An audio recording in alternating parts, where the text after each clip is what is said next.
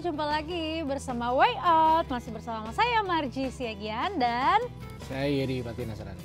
Dan kita akan membahas tentang drama kehidupan. Adakah sukses di masa depanku?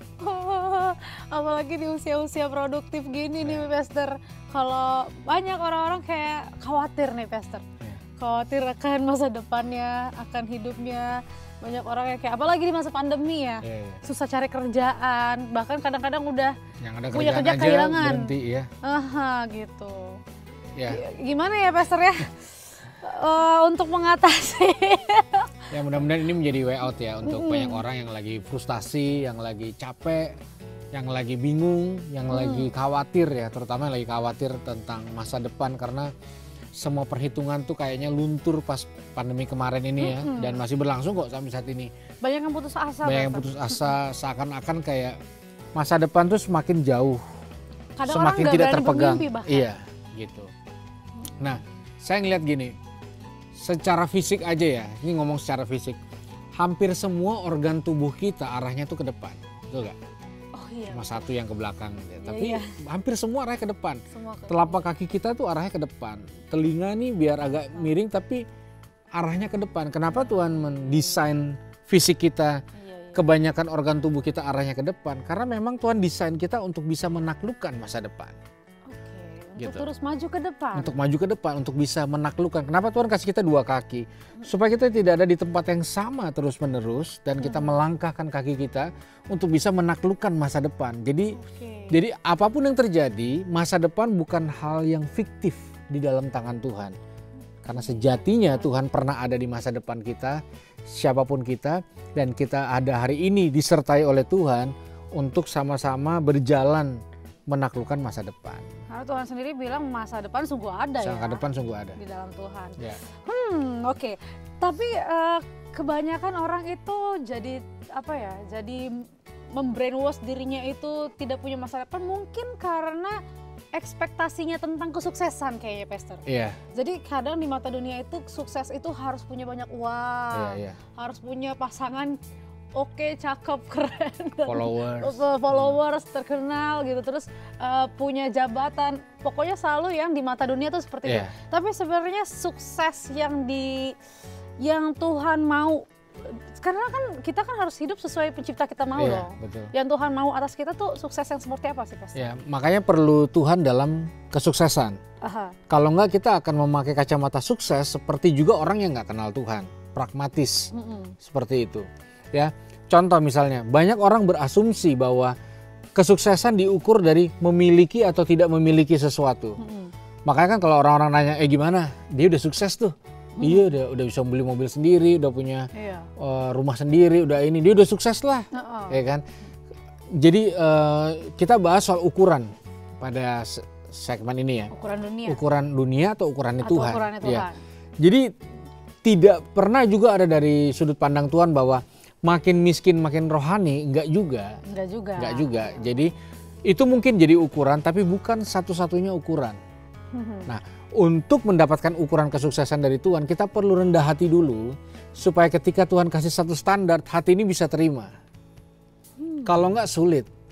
Contoh, enggak apa-apa ya, kita bahas agak panjang.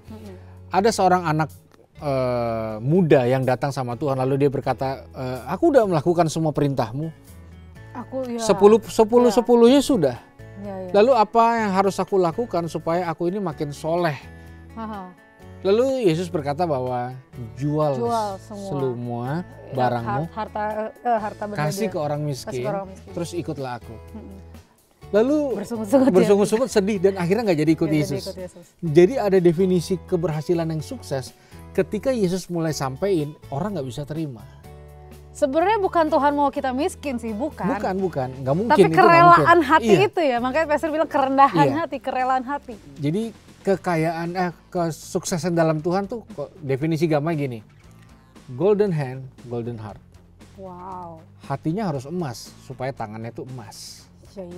Yang Tuhan mau rubah, yang Tuhan mau sukseskan adalah hati kita, bukan apa yang ada di tangan kita. Kesuksesan di tangan tanpa kesuksesan di hati akan berbalik. Seperti anak yang bungsu. berhasil pegang warisan, ujungnya kandang babi. Yang betul, makan betul. aja Karena makanan babi nggak bisa. Hatinya tidak bijak. Iya. Makanya dibalik lagi ke rumah, dibenerin lagi sukses hatinya. Sama seperti Sakius. Setelah dia makan sama Yesus di rumah, dikeluar, bukan cuma tangannya yang sukses, tapi hatinya juga sukses. Wow, betul. Jadi itu tadi jawabannya. Sukses itu jangan kita lihat dari standarnya dunia ya guys, karena sukses standar dunia itu kadang akan membuat diri kita jadi nggak pernah puas, bahkan kadang mengecilkan diri kita sendiri gitu ya. Jadi kita harus melihat dari standarnya Tuhan, kita harus punya hati yang murni dan tulus. Nah terus Pastor, apakah mungkin nih Pastor kesuksesan itu bisa didapat di semua aspek kehidupan? Ya menurut saya itu satu pencapaian banyak orang. Orang semuanya pengen sukses sih di pekerjaan, perfect, ya kan? di pelayanan, di ini. Tapi gini, nah kita masuk lebih dalam ya. Setelah definisi sukses, ya kan? Nah penempatan kesuksesan di mata Tuhan ternyata bukan cuma di hasil akhir, tapi di prosesnya. Oke, jadi jangan terus kita menilai-nilai sendiri. Bertahan dalam proses itu kesuksesan. Itu kesuksesan, wow. Ini contoh ya, nggak apa-apa, saya ngobrol agak panjang ya. Dulu di dalam setiap ibadah banyak banget yang namanya ruang kesaksian. Iya, betul. Ayo sampai mau bersaksi, tapi sekarang tuh jarang. Karena udah jadi tembak-tembakan gitu loh. Orang pada malas dan akhirnya nggak ada. Nah, mungkin orang bersaksi kebanyakan kayak gini. Ini kaitannya dengan sukses. Dulu saya miskin. Puji Tuhan sejak kenal Yesus, itu kan.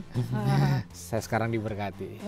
Dulu saya sakit-sakitan, puji Tuhan sejak kenal Yesus. Sekarang kembali Pastor, sejak saya kenal Yesus, hidup saya makin menderita. Nah, tadi dulu, makanya kita perlu clearkan kacamata kesuksesan yang sejatinya. Karena di dalam pelayanan pun kesuksesan ditaruh dalam hasil akhir. Dulu saya pemain bola kampung, sejak kenal Yesus saya main di event nasional. Kalau saya bisa mengalami, saudara juga bisa mengalami. Wah, itulah jadi ruang kesaksian. Ya, jadi standarnya dunia dimasukin ke kesaksian. Oke, sekarang saya compare ya. Misalnya Rasul Paulus bersaksi tentang kesuksesan dirinya. Calon. Ya itu. Saya Paulus. Saya makin menderita. Saya masuk penjara. Iya kan? Dulu saya pemuka agama yang dihormati di mana-mana, kemana-mana dapat fasilitas. Puji Tuhan setelah kenal Yesus, dikejar, digergaji, masuk penjara, dipatok ular, karam kapal. Dan kalau saya bisa mengalami, saudara juga akan mengalami. Tolak dalam nama Gak ada yang berani bersaksi. Makanya saya ragu ketika orang pengen cari kesuksesan di mata Tuhan. Saya ragu orang bisa besar hati terima. Bayangin kalau Petrus bersaksi. Dulu dia nelayan yang kaya. Puji Tuhan, saya akan mati dengan disalib terbalik dan kepala terpenggal. Kalau saya bisa mengalami, saudara juga bisa mengalami kesuksesan mati martir. Wow. Jadi itu sukses yang yang di dalam Tuhan ya Pastor ya. Ketulusan hatinya dia untuk rela. Iya, berarti itu dia. Berkorban demi. Oke. Tapi ada juga kadang-kadang yang menyukseskan diri dengan drama, gimana Pastor? Maksudnya kayak ya itu makin menderita makin rohani gitu. Itu kan gimana ya, tuh? Itu juga kesalahpahaman secara doktrinal sih. Bahwa jelas kok Alkitab berkata dia yang kaya rela jadi miskin supaya kita yang miskin jadi kaya. Oke. Ada Natsai yang bilang bilang gitu.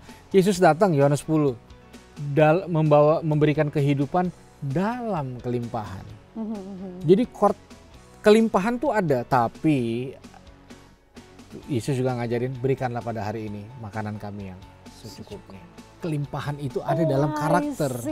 Jadi bukan berarti sukses itu you jadi kaya atau you jadi miskin, tapi kelimpahan hati, kecukupan diri, itu dia, itu poinnya. Kerelaan diri. Itu dia, makanya untuk kata cukup kita butuh Tuhan. Kadang itu tuh yang bikin aku pusing tuh Pastor. Teori teologi kemakmuran sama teologi salib ya itulah pokoknya penderitaan. Karena gitu. Orang bingung kan gimana bingung nih? Yang mana nih jadinya, gue bingung gitu. Oh ini baru dapat nih poinnya. Jadi sebenarnya kerelaan hati itu yang Tuhan mau kerelaan hati dan rasa cukup itu. Jadi orang kaya nggak sombong, jadi orang miskin juga nggak sombong. Makanya gitu. Paulus berkata, aku tahu itu apa kelimpahan, aku tahu juga apa kekurangan. Jadi gini, saya tahu rasanya naik kelas bisnis kelas. Saya juga tahu rasanya naik angkot. Naik getek. naik angkot oke, bisnis kelas juga oke. Iya. Itulah definisi kesuksesan. Iya, gitu. betul. Walaupun sebenarnya kita manusia daging ini kan masih nginjak bumi ya, bumi sama daging kita nempel gitu ya. Itu kita gimana ya, Pastor, untuk tetap fokusnya ke kerelaan hati itu tadi? Ya makanya intervensi dari pemahaman kita akan Tuhan. Boleh nggak sih Tuhan intervensi definisi sukses kita? Boleh nggak sih? Karena ini di budaya, apalagi kalau teman-teman yang di daerah, kan berharap banget lah, pokoknya anakku apapun yang terjadi harus jadi PNS. Iya. Karena itulah definisi kesuksesan. Kalau Kalau nggak jadi PNS, jadi polisi. Iya. Hakim. Wah, Sumatera Utara banget ya. Pokoknya PNS, BUMN. Iya. Mau dia gimana pun itulah tanda keberhasilan.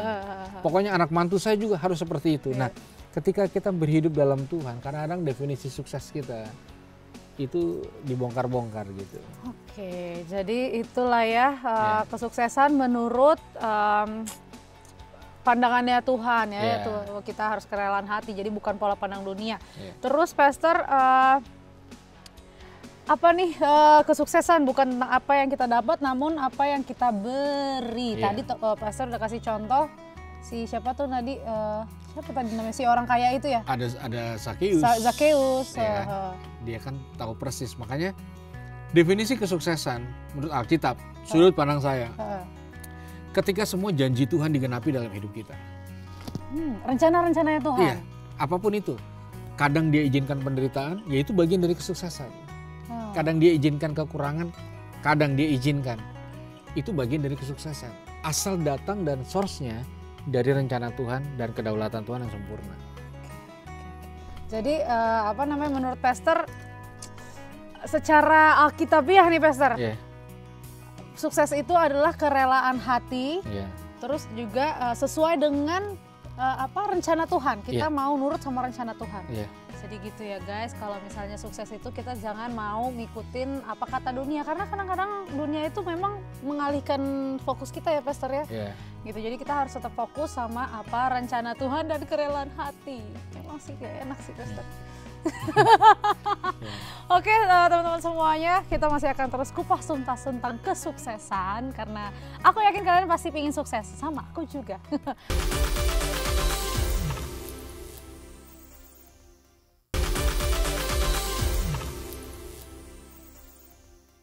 Hai guys, masih jumpa lagi bersama saya Margie dan Pastor Jerry di Way Out. Oke, kita masih lanjut nih Pastor. Siap. Kali ini kita mau ngebahas tentang pengalaman pribadinya anak muda nih. Karena anak muda tuh banyak banget kayak ada yang terlalu agresif mengejar kesuksesan, ada bahkan yang sangat-sangat menyepelekan kesuksesan. Gimana tuh Pastor buat anak-anak muda yang masih nganggap nyantai lah, hidup masih panjang gitu. Padahal dia nggak tahu kapan meninggalnya, bisa jadi besok, bisa jadi kapan ya kan. Gimana tuh Pastor? Ya jadi gini, saya jelaskan sedikit ya. Kita kerja sebenarnya bukan untuk memenuhi kebutuhan kita aja. Karena kebutuhan kita sejatinya datang dari Tuhan, bukan karena dari kita kerja. Kenapa kita kerja? Supaya kita mempertanggungjawabkan, itu poinnya, semua talenta yang sudah Tuhan berikan dalam kehidupan kita. Jadi bukan karena upah, tapi karena mempertanggungjawabkan talenta dan apa yang sedang Tuhan berikan dalam kehidupan kita. Wow. Nah, poinnya tuh di situ. Nah, makanya kalau masalah mempertanggungjawabkan, berarti orang bisa memulainya bahkan dari usia muda. Iya. Bahkan gitu. Setiap detiknya harus bertanggung jawab. Iya, bisa gitu. Iya. Nah, makanya ada orang yang secara agresif karena berpikir soal tadi pragmatis loh. Banyak duit itu sukses. Padahal burung di udara dipelihara Tuhan. Jangan khawatir apa yang kamu makan dan kamu minum. Iya. Nah, ada yang kekhawatiran berlebihan, lalu dia mencari itu. Lalu ada yang pasif, nyantai. Ya ngapain juga lah. Gua ya nyantai sampai aja. Hidupnya disia-siain gitu aja gitu. Iya, itu dianya aja yang stres sih. Mendingan kayak gua nyantai ya cukup lah sehari, yang penting udah ya nyantai gitu. Nah, sedangkan ada pertanggungjawaban yang harus dikerjakan. Gitu. Jadi nggak gitu juga Maimunah. Nggak gitu juga, iya. Jadi intinya gini ya, intinya kembali lagi ke apa sih tujuan sang pencipta ini kepada kita ciptaannya gitu. Kalau kita masing-masing punya talenta, saya sebagai penyanyi, you sebagai kameramen, you sebagai dokter, harus tanggung jawab tuh sama talenta yang Tuhan kasih itu ya Pastor ya. Harus berguna. Mau menghasilkan duit kayak mau enggak kayak paling enggak lu gunain. Mau tuh ngebantu tuh orang sakit ya kan, atau mau kamerain saya supaya cantik gitu kan, pokoknya harus tanggung jawab ya Pastor. Betul. Urusan upah hasil suka-suka Tuhan mau ngasih atau enggak ya kan. Pasti kasih, cuman berapanya terserah Tuhan. Aku teringat sama yang apa sih yang dia dikasih, dia kerja dari pagi, terus ada lagi yang dari siang, ada lagi yang dari sore, tapi semuanya sama dikasih 1 dinar. Terus yang dari pagi komplain gitu, kok aku dapetnya cuma 1 dinar gitu kan, yang padahal aku kerja lebih keras gitu.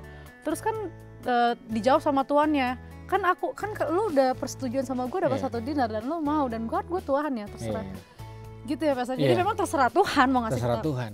Cuma mau kerja bagian keras kayak kita, bagian kita poinnya. Tanggung jawab tadi. Tanggung jawab itu. Oke, dapat nangkep. Makanya ya kita perlu pertanggungjawabkan. Bentuknya luas lah. Bentuk pertanggung jawabnya apa?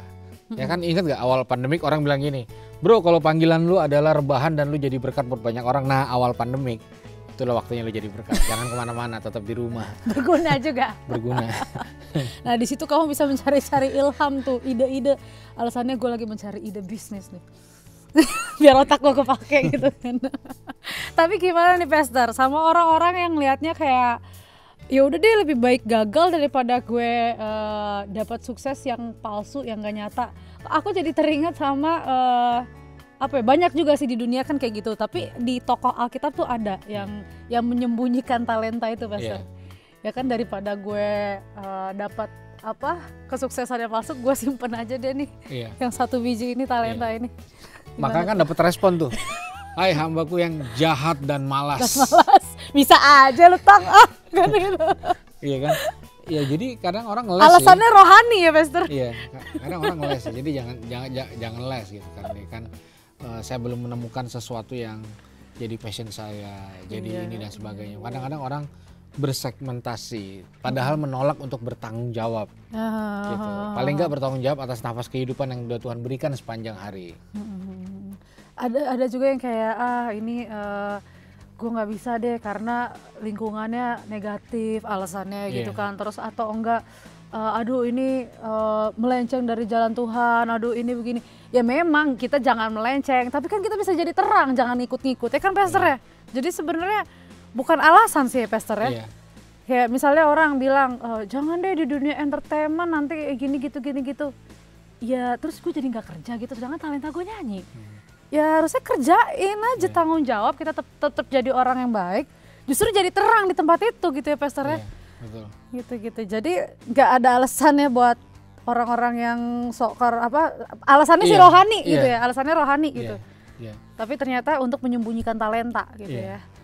Oke. Terus Pastor ada nggak sih kayak apa sih masukan gitu ya buat kita tuh buat gimana tetap memilih pekerjaan yang tepat buat kita, yang baik buat kita supaya kita bisa sukses di dalam Tuhan tadi. Iya. Jadi gini, kita kan selalu berpikir bahwa ketika kita mengejar jenjang kesuksesan, maka di depan kita ada beberapa pos yang ada di satu jalan yang lurus. Tapi ternyata realitanya nggak kayak gitu. Nggak, iya. Kita punya idealis, tapi ternyata untuk menerapkan idealis kita kan nggak semudah itu. Kanan kiri kita kan. Ada orang yang punya hobi nyanyi tapi nggak dapat kesempatan di industri. Akhirnya dia harus ngantor. Meskipun dia bilang gue bukan orang kantoran nih, gue nggak bisa banget di balik meja. Passion gue nggak di sini loh. Tapi yang adanya di situ. Nah kadang-kadang ada proses-proses tertentu yang kiri, kanan, kiri.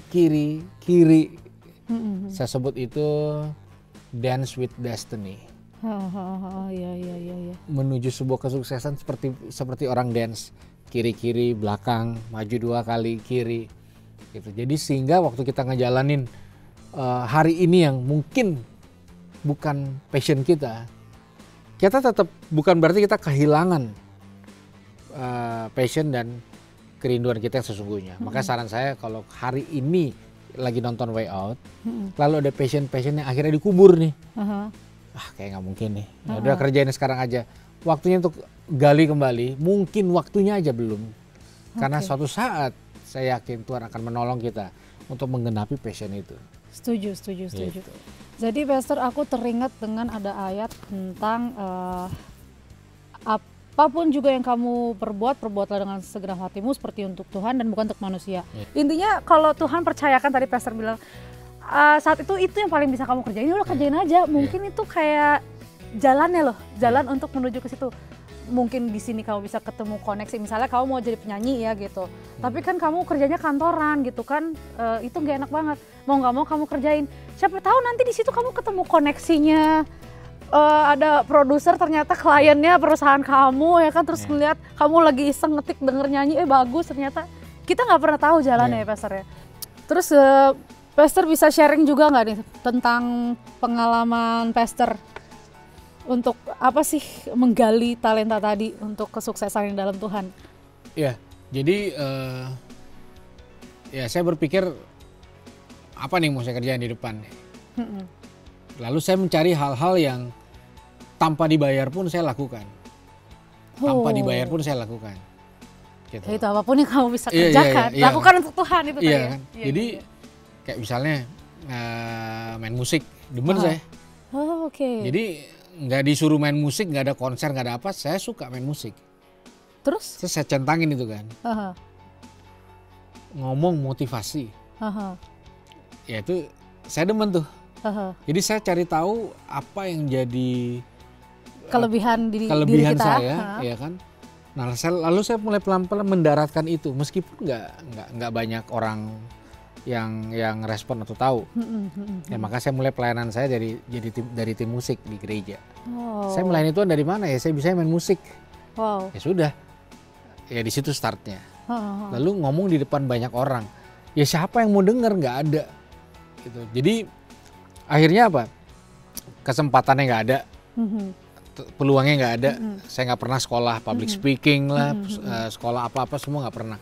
Lalu saya habiskan bertahun-tahun ya, mungkin 2-3 tahun untuk latihan sendiri demi itu. Jadi kalau pulang gereja, orang bubaran, saya di mimbar sendiri, halo shalom, ngomong sendiri, saya latih di depan kamera, di depan kaca, saya ngomong depan bantal, itu saya latih berjam-jam pegang mic, saya latih jalan dari duduk ke mimbar, saya latih cara ngomong saya di depan 1000 orang. 100 orang, 10 orang, 1 lawan 1. Saya latih gerak tangan, saya latih cara saya ngelihat orang, saya latih cara saya ngangguk, saya latih hampir semua secara detail. Terus saya latih diri saya untuk bisa melayani, ngatur bangku, ngurus administrasi, jadi singer, jadi apapun. Belum ada hasil apa-apa, tapi saya meng-upgrade diri saya, mengarah ke situ. Dan sekarang saya lagi menikmati hasilnya dari latihan berjam-jam yang gak ada satu orang pun tahu. Dan artinya apa? Saya yang menentukan masa depan saya, bukan nasib, bukan peluang, bukan orang dalam, bukan koneksi, bukan uang. Saya yang memutuskan. Jadi tindakan saya adalah peramal dalam tanda kutip masa depan saya. Iman ya? Iya, saya gak butuh peramal. Ketika saya berbuat sesuatu, saya tahu persis apa yang akan terjadi di masa depan, kemudian hari. Wow. Gitu. Wow, imannya luar biasa. Dan Pastor Yeri menjadikan segala sesuatu yang ada di sekelilingnya itu adalah fasilitas dia untuk mencapai kesuksesan itu. Iya. Wow, gila. Ya, dan ternyata terbukti ya Pastor, ternyata Tuhan memberkati perjalanan Pastor sekarang ini. Bahkan cerita hidupnya Pastor pun bisa jadi berkat buat banyak orang. Wow, keren banget. Jadi gimana nih Pastor buat teman-teman yang mungkin masih khawatir nih Pastor?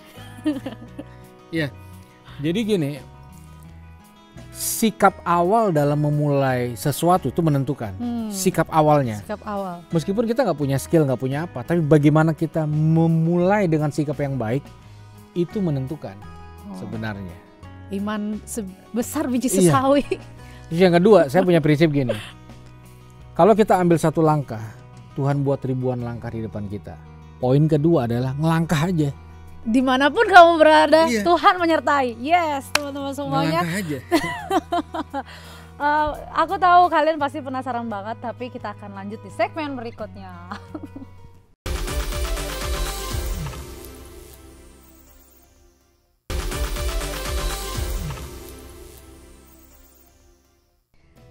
masih bersama kami Way Out.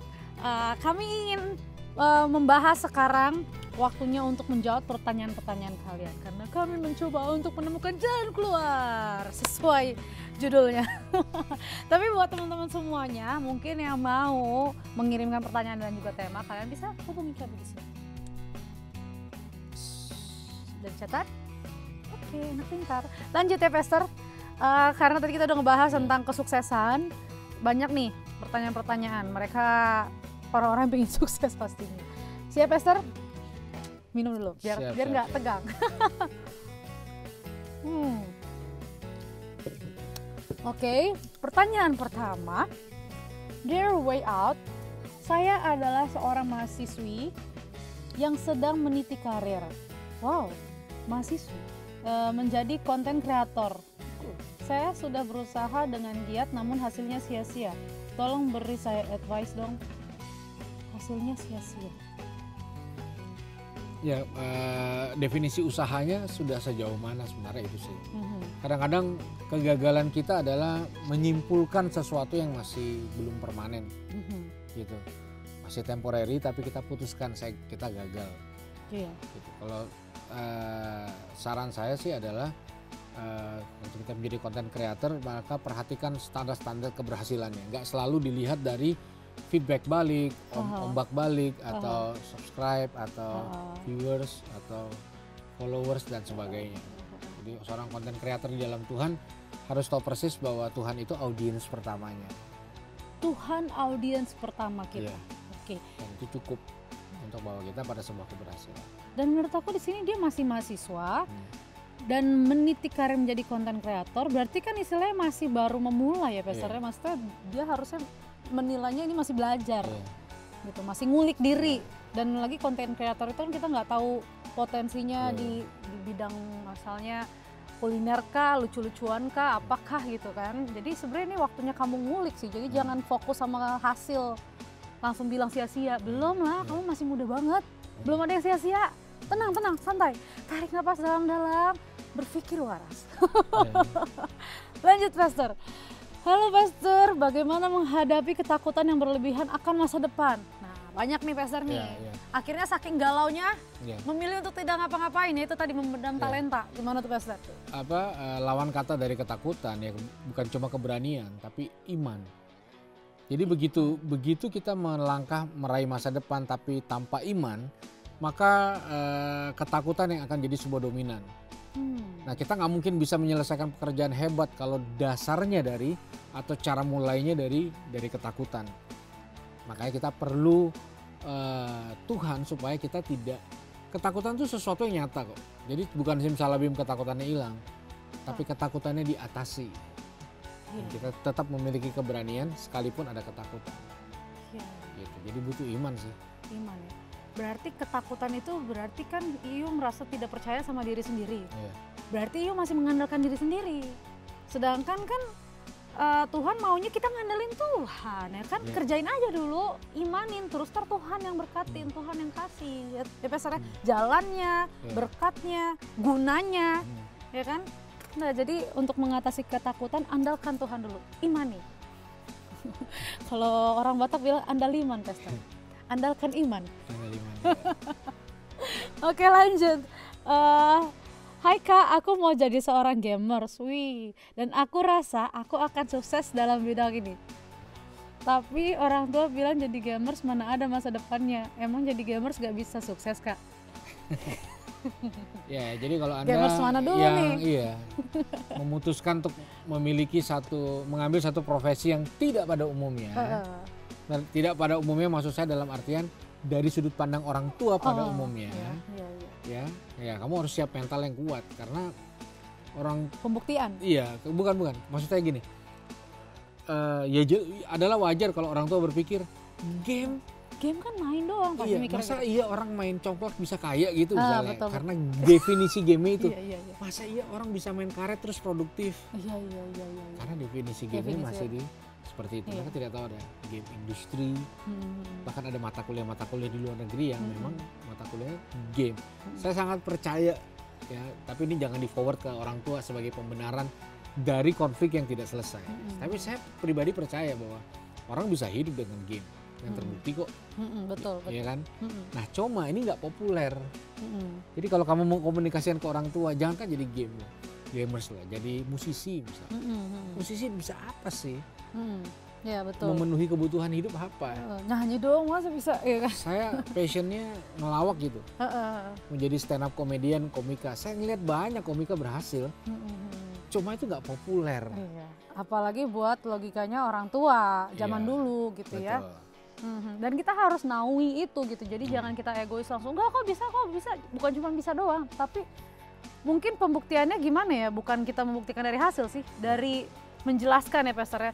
Dari sini loh celahnya bisa dapat uangnya, dari sini loh begini, diajarin, bukan diajarin apa, dikasih pengertian gitu ke orang tua gitu. Jadi jangan cuma langsung berontak gitu, harus kasih pengertian. Aku dulu punya pengalaman Pastor, papa aku dulu gak setuju aku jadi penyanyi gitu kan, karena nggak kayak apaan sih anak ini masih kecil udah jadi penyanyi gitu kan. Terus ya udah, akhirnya aku menunjukkan dengan papa minta ditemenin papa aku nyanyi. Begitu dia nemenin, dia ngelihat aku apa yang aku lakukan, terus apa yang aku dapatkan dari situ gitu. Ternyata voice. Iya. Dan berubah juara 1. Ya? Bayangin dalam sehari aku ikut 3 lomba, 3-3 juara 1 Pastor. Gimana nggak bokap langsung, oke kalau gitu coba aku tantang dulu, kau bisa nggak nyanyiin lagu ini? Aku buktikan gitu. Begitu papaku, emang sih susah lagu yang dia kasih. John Lennon, Mother, You Had Me. Itu ngeri banget tuh lagu gitu kan, lagu blues anak SD. Oke, tapi aku buktikan gitu. Dan ternyata sampai terakhir hayat hidupnya papaku support gitu. Itu sih, jadi kayak lebih memberi pengertian dan pembuktian. Oke lanjut. Hai, hello Way Out. Saya adalah seorang pelayan di gereja. Menurut Way Out, seperti apa sih arti kesuksesan di dunia ministry?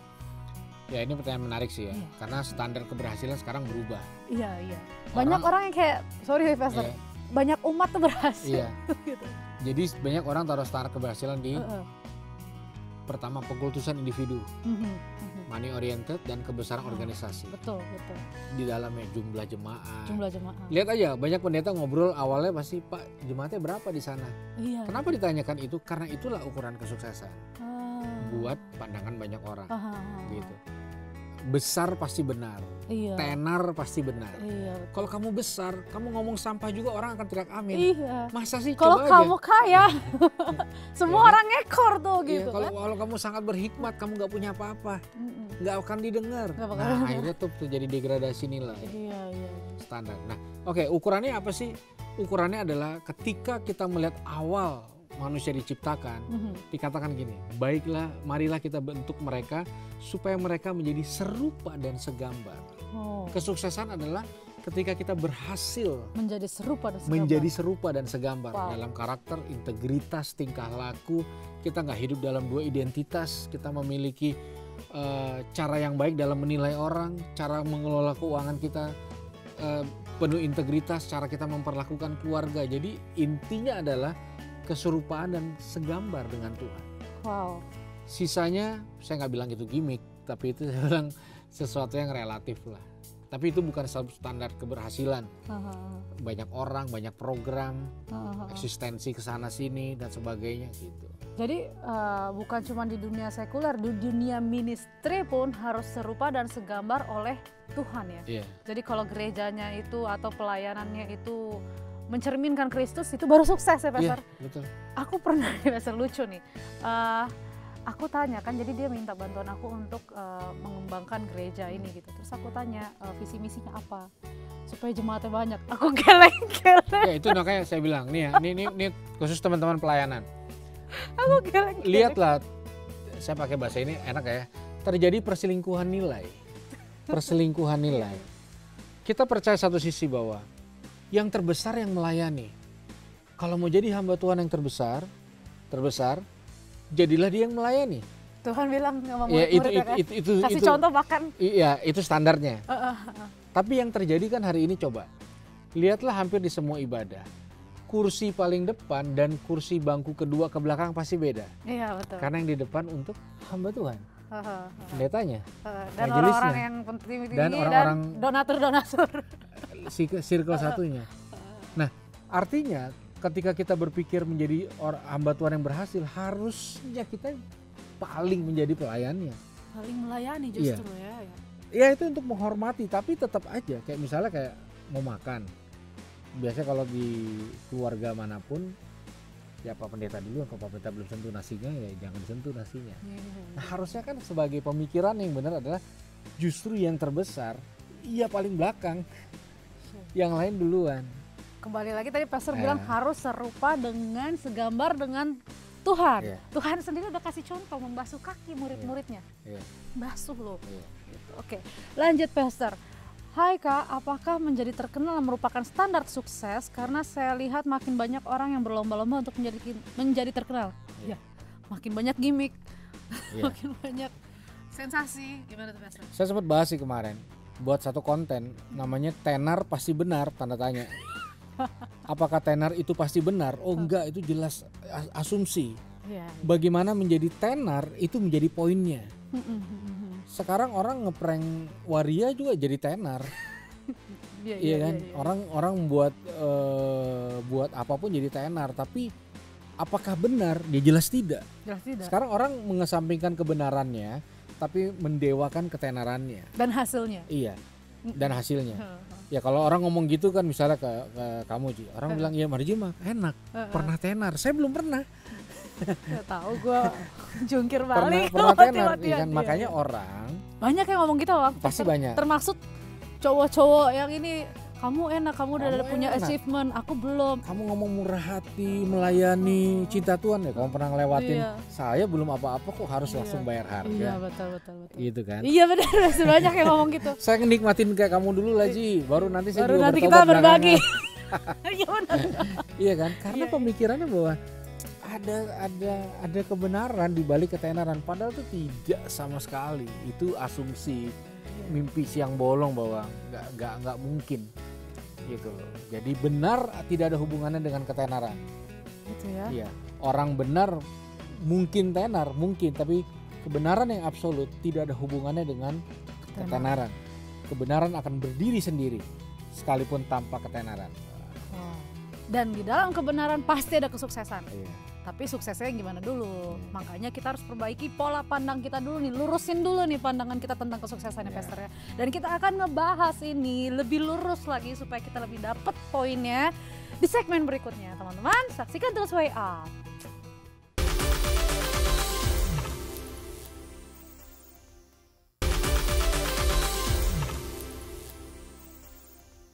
Hai guys, masih bersama Way Up dan kita akan melanjutkan pertanyaan-pertanyaan kamu.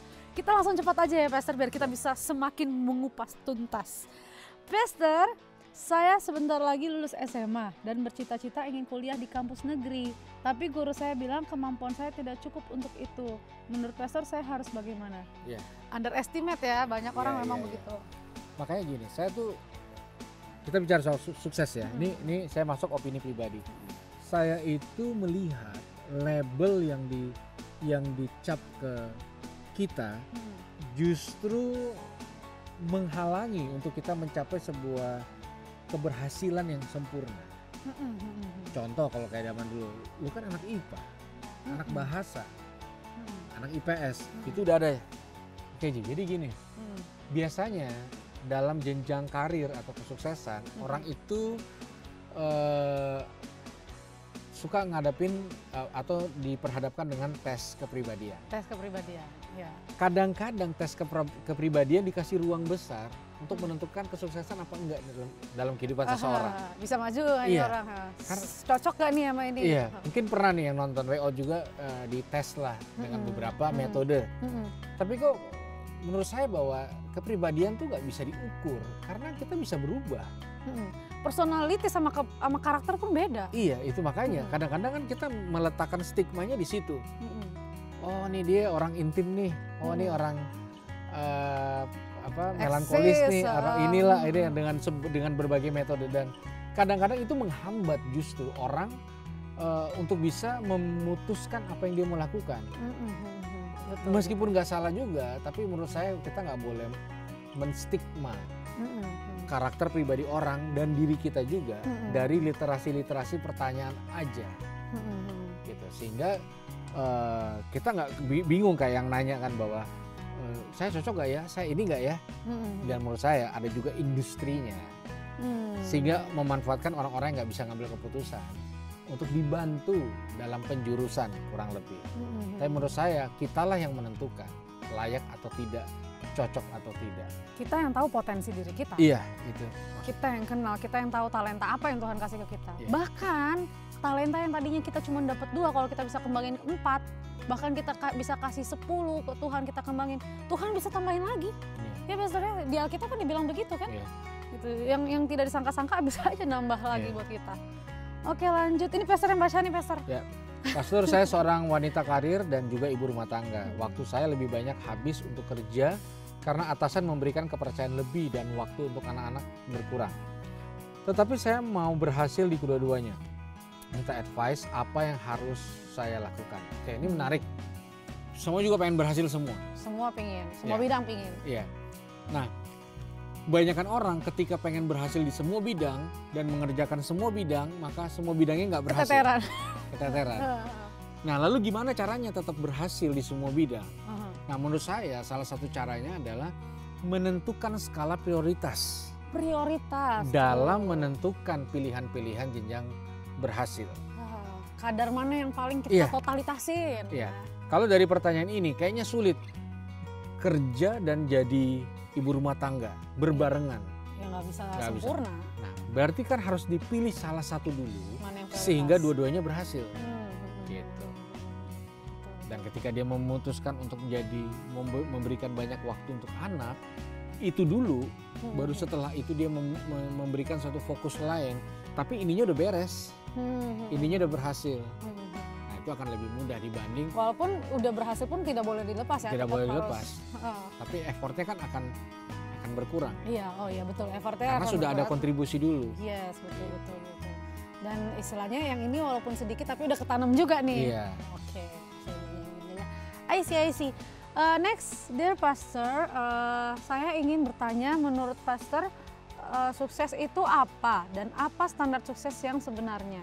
Tadi sebenarnya kita udah bahas di awal, cuman lebih spesifik kali, Pastor. Ya, jadi ketika semua rencana Tuhan digenapi dalam kehidupannya, apapun itu. Jadi jangan adopsi standar sukses orang-orang yang nggak kenal Tuhan.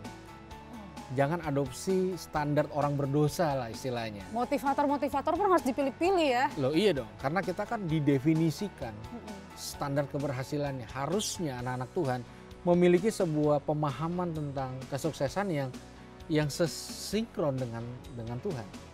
Gitu. Apapun hasilnya, apapun keputusannya, gitu. Makanya ini contoh ya, contoh. Beberapa waktu lalu kan ada satu kecelakaan pesawat. Kalau saya nggak salah dari Surabaya ke Singapura. Nah lalu ini info yang saya dapat ya. Fix ketemu orangnya belum pernah, tapi saya dapatkan informasi ini. Ada orang atau keluarga yang harusnya berangkat tapi nggak jadi. Akibat ada kesalahan teknis. Nah, ketika terjadi kesalahan teknis dan dia mendapati dia tidak bisa berangkat, tadinya dia marah.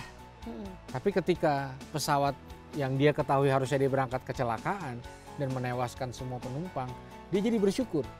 Nah pertanyaannya, Tuhan lebih sayang yang mana?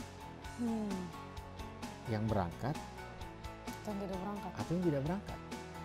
Tuhan sayang semuanya. Tuhan sayang semuanya, tapi pada umumnya orang akan bilang yang tidak berangkat. Yang tidak berangkat. Kenapa? Standarnya orang yang hidup yang sukses. Iya, karena orang berpikir untung dan rugi. Jadi standar keberhasilan kadang-kadang diletakkan kepada keberuntungan dan kerugian. Padahal kita mempercayai bahwa Tuhan bekerja dalam segala sesuatu untuk rugi, untuk memberikan kebaikan dalam segala sesuatu. Nah, makanya kita ketika bicara soal sukses, standarnya itu harus di Tuhan, bukan di kita. Gitu. Dan ini yang nggak mudah, makanya kita butuh Tuhan untuk membongkar paradigma kita. Satu lagi contoh ya, berapa tahun lalu ada satu gereja di Bekasi kalau nggak salah, itu dibom. Dan tidak ada yang meninggal, tapi banyak orang-orang yang terluka. Nah ada satu cerita nih, ya sekali lagi saya dengar, saya belum pernah ketemu orangnya langsung, tapi saya dengar ini dari beberapa orang. Ada satu orang ibu mau ke gereja tersebut dan dia naik kendaraan umum, dia bilang ke gereja tapi dia tidak bilang secara spesifik gereja mana. Jadi nyasar. Pokoknya dia gereja aja dan supirnya juga nggak nanya gereja mana. Nah singkat cerita dibawalah ke gereja yang lain. Marah-marah lah nih ibu. Saya biasanya di sini, kok dibawanya ke sini? Lalu pengundinya bilang bukannya gereja sama aja. Oh beda dong katanya. Ya sudah, ibu ini menjalankan ibadah dengan menggerutu. Setelah ibadah dapat kabar ternyata gereja yang harusnya dia pergi ini dibom. Lalu ibu ini sangat bersyukur dan dia kesaksian di mana-mana. Bahkan dia berkata bahwa jangan-jangan pengemudi itu adalah Tuhan yang menolong dia. Nah pertanyaannya, Tuhan lebih sayang yang mana? Ibu ini kah? Atau yang ikut ibadah di gereja itu lalu kena bom? Nah dalam pemikiran pragmatis kita ya jelas ibu ini dong. Iya, dunia mikirnya gitu. Karena apa? Ya untung, yang ini rugi. Nah kita nggak bisa meletakkan standarisasi untung rugi hanya dari hal apa yang beruntung, apa yang rugi. Gitu. Jadi ketika kita mengalami sebuah kerugian, penundaan, pembatalan, bukan berarti itu jauh dari kesuksesan. Gitu. Ketika Yusuf, ketika dia dapat mimpi jadi raja, abis itu masuk sumur, apakah itu bukan kesuksesan? Nanti dulu. Abis itu dia dijual ke Mesir dan masuk penjara, apakah itu bukan kesuksesan? Nanti dulu, jangan disimpulin. Tahu-tahu dia jadi raja. Berarti ini part dari kesuksesan orang dia jadi raja. Jadi jangan pakai kacamata orang-orang yang dunia nggak kenal Tuhan. Yang tidak kenal Tuhan. Pakailah kacamata Tuhan ya. Motivasi pun harus motivasi yang sesuai dengan Alkitab ya Pastor ya. Next Pastor yang baca nih, panjang nih. The way out. Udah lebih dari 1 tahun sejak saya lulus sarjana, bisa dibilang saya lulus dengan gelar cum laude. Tetapi sampai saat ini saya belum dapat kerja, padahal teman saya non cum laude bisa lebih duluan kerja. Saya merasa gagal saat ini, apa yang harus saya lakukan? Nah itu dia. Memang berat sih. Berhasil dan gagal ditentukan lewat untung rugi. Standar manusia. Ketika kita udah berusaha, kita udah berjuang, meskipun hasilnya belum kelihatan, ya dari sudut pandang Tuhan, ya itu adalah satu pencapaian. Gitu. Ya, tapi kan saya nggak bisa ngomong gini ke orang tua dan tetangga-tetangga. Lalu apa yang bisa dipamerin? Ya nggak ada memang. Tapi bukan berarti kita harus mencap bahwa kita ini gagal karena kita belum dapat kerjaan. Gitu. Tapi kadang-kadang menekan nih Pastor. Kadang-kadang label yang ada di diri kita itu kadang-kadang jadi beban kita dengan tuntutan-tuntutan orang, termasuk mungkin orang tua, sekeliling gitu. Pasti kan kayak mana ijazah lu kan gitu. Itu gimana tuh Pastor? Mungkin dia terbebani dengan itu. Gitu. Makanya orang yang kenal Tuhan lawan dong. Caranya? Iya kita nggak perlu setuju dan mengadopsi dan mengiyakan satu. Kedua kita nggak bisa ngikutin. Kamu sedih dong kalau kamu nggak dapat pekerjaan. Oh iya ya, kan saya gagal. Ya udah deh saya sedih. Sama dalam suku-suku tertentu, pasangan suami istri tetap dikatakan gagal kalau tidak bisa punya anak laki-laki. Iya betul banyak. Apa itu perempuan? Laki-laki itu baru berhasil. Nah tergantung kita. Kita mau bergagal-gagal ria. Iya saya gagal, saya bodoh, saya nggak punya masa depan, saya hancur, saya hina. Hanya gara-gara orang bilang gitu. Padahal kan Tuhan yang ngasih kan. Iya. Makanya saya bilang hal kayak gini harus dilawan. Karena orang akan datang di depan kita dan berkata, harusnya kamu tuh sedih belum bisa dapat anak laki-laki. Lawan artinya tuh bukan kita ngelawan orangnya ya. Maksudnya lawan pemahaman dan intervensi itu di dalam diri kita. Sehingga kita punya kepercayaan diri, keyakinan kalau apa yang kita lakukan sekarang ini memang waktunya. Waktunya untuk kita mungkin berbenah diri atau mempersiapkan diri ya untuk mencapai kesuksesan tadi. Gitu, itu pentingnya kita menaruh satu standar. Nih di Alkitab akhir zaman Tuhan itu misain mana kambing mana domba. Ini kan didefinisikan. Mana itu gandum mana ilalang. Iya kayak gitu kan. Anggaplah domba itu yang berhasil. Lalu kambing ini yang gagal. Oke, clear dong. Clear. Kali ini dia memang bermainnya kanan kiri, dua sisi ya, berhasil dan gagal. Lalu murid-murid nanya, Yang domba kan sebelah kanan. Apa definisi domba? Apa definisi kambing? Supaya kita bisa ngekor, ngikutin. Lalu dijelasin sama Yesus gini. Ketika aku di penjara, kamu ngunjungin aku. Ketika aku lapar, kamu kasih aku makan. Ketika aku telanjang, kamu kasih aku pakaian. Ya kan? Ketika aku haus, kamu kasih aku minum. Lalu murid-murid tanya, lu maksudnya apa? Terus nih dikeluarin statementnya nih, statement keberhasilan. Siapa yang melakukan pada orang yang paling hina, dia melakukan yang tepat. Itu dong. Lalu dibalik pembicaraannya, demikian juga dengan kambing. Ketika aku lapar, kamu gak kasih aku makan. Ketika aku telanjang, kamu gak kasih aku pakaian. Ketika aku di penjara, kamu tidak mengunjungi aku. Ketika kamu tidak mau melakukan pada yang paling hina, kamu tidak melakukan untuk aku. Jadi bukan untung rugi. Sekarang kalau ada orang lapar, mana yang lebih untung buat kita? Makanan kita berkurang, makanan orang bertambah? Atau makanan orang berkurang, kita yang bertambah? Untung rugi kemarin. Jadi ketika ngomong sukses, untung rugi kita akan dibenturkan dengan kebenaran. Makanya banyak orang gak siap dalam kebenaran, kesuksesan di dalam Tuhan. Karena ini gak mengenai untung rugi. Tapi kerelaan hati. Kerelaan hati dan keindahan cinta. Wow, kerelaan hati dan keindahan cinta. Wow. Yes. Jadi kalau misalkan ditanya mau sukses, kesaksian, yang disaksikan itu adalah kerelaan hati dan keindahan cinta. Itulah di dalam Tuhan. Itulah Pak Paulus tadi. Iya. Jadi aneh tapi nyata. Gimana sih? Gini, cara gampang gimana sih? Waktu kamu lapar, kasih orang lain makan. Lagi kamu butuh perhatian, perhatiin orang lain. Waktu kamu lagi butuh didoain, doain orang lain. Ketika kamu butuh duit, berkati orang lain. Golden hand, golden heart. Wah, yuk guys, yuk bisa ya. Yuk bisa ya bersaksi golden heart. Jadi saya sejak ikut Tuhan, saya mengalami. Ya atau gini, ya apa ya, biar nggak blunder ya. Jadi nggak dipotong aja. Jadi saya bukan mengajarkan teologi penderitaan. Bukan. Maksud saya gini.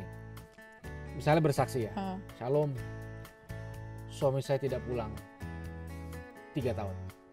Puji Tuhan, sekarang belum pulang. Tapi saya makin cinta Tuhan, saya makin sungguh-sungguh di dalam Tuhan, saya akan makin komitmen. Tuhan berkati. Bukan hasil oriented, tapi proses oriented. Saya belum dapat kerja, puji Tuhan, Tuhan buka jalan. Makin gak dapat kerja saya. Tapi saya makin percaya, saya makin sungguh-sungguh. Saya makin serius iring Tuhan. Jadi dia bisa berucap berkat dalam penderitaan. Di proses, bukan di hasil aja. Nah sampai hari ini gereja hanya menaruh respek kebanyakan gereja di hasil. Di hasil. Bukan di proses. Buat saya proses itu hasil. Yes. Dan ucap berkat itu hasilnya. Kalau Kak, saya mau lulus SMA, ingin lanjut kuliah, tapi saya setengah hati karena melihat orang yang sukses, malah orang yang tidak kuliah atau di DO dari kampusnya. Menurut Kakak, apakah kuliah menentukan kesuksesan? Oke, mari kita tidak bermain dengan asumsi. Ya, ranah asumsi tidak boleh disimpulkan, termasuk yang dia pikirkan bahwa oh ternyata orang-orang yang DO adalah orang yang sukses. Buat apa saya belajar? Jangan gitu Buat juga. apa? Jadi itu jangan dijadikan sebuah kesimpulan. Nanti akan jadi bingung juga kan bagaimana menentukan ternyata sebuah pas kamu di DO kamu gak sukses kan? Iya. Nyesel juga ya kan? Mungkin saya tutup dengan ini. Mau lihat diri kita seperti apa 10-20 tahun ke depan? Mudah. Lihat keputusan kita hari ini. Karena keputusan kita hari ini menentukan apa yang akan terjadi 20-30 tahun ke depan. Marji, kita ada hari ini nih, waktu ini di syuting. Kita berdua ada hari ini karena keputusan kita beberapa tahun yang lalu. Yes, betul. Makanya kita ada sebagaimana kita ada. Yes, betul. Nah, akhirnya keputusan penting hari ini itulah yang menentukan. Even belum kelihatan masa depan. Belum kelihatan. Jadi kalau kita ngambil satu keputusan yang baik, yang benar, yang tepat, kita sedang merajut masa depan yang bukan ngawang-ngawang. Nyata seperti firman berkata, rancanganmu terhadap kamu adalah rancangan penuh damai sejahtera yang memberikan masa depan penuh pengharapan. Jadi pilihlah keputusan untuk beriman kepada Tuhan karena Tuhan sudah menjanjikan masa depan yang penuh dengan pengharapan. Pastor. Dan buat teman-teman semua yang pingin banget memberikan pertanyaan juga tema-tema kepada kami, kalian bisa hubungin kami di sini. Way Out selalu berharap semoga pembicaraan kita bisa benar-benar membantu teman-teman untuk menemukan jalan keluar dan juga menjadi berkat dalam kehidupan kita semua. Masih bersama saya Margaret Siagian dan juga Yeri Patina Sarani. Sampai jumpa lagi di Way Out episode berikutnya. God bless you.